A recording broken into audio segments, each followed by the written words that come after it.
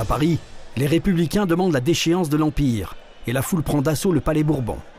Eugénie se réfugie chez le docteur Evans, un Américain, qui organise sa fuite vers l'Angleterre.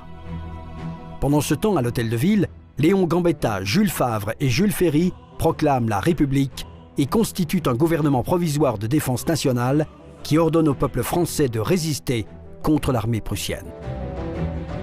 Que toutes les communes se lèvent, que toutes les campagnes prennent feu, que toutes les forêts s'emplissent de voix tonnantes, que de chaque maison il sorte un soldat, que le faubourg devienne régiment, que la ville se fasse armée.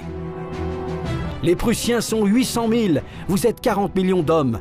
Dressez-vous et soufflez sur eux. Roulez des rochers, entassez des pavés, changez les socs en haches, changez les sillons en fosses.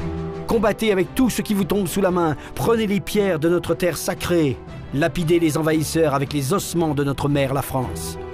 Ô citoyens, dans les cailloux du chemin, ce que vous leur jetez à la face, c'est la patrie.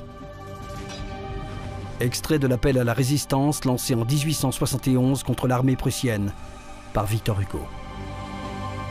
Durant plus de 4 mois, une épreuve terrible attend les Parisiens assiégés dans la capitale par les Prussiens. Les provisions viennent vite à manquer.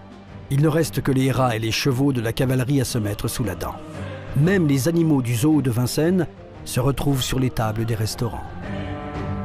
Le 18 janvier 1871, Guillaume Ier est proclamé empereur allemand dans la Galerie des Glaces du château de Versailles.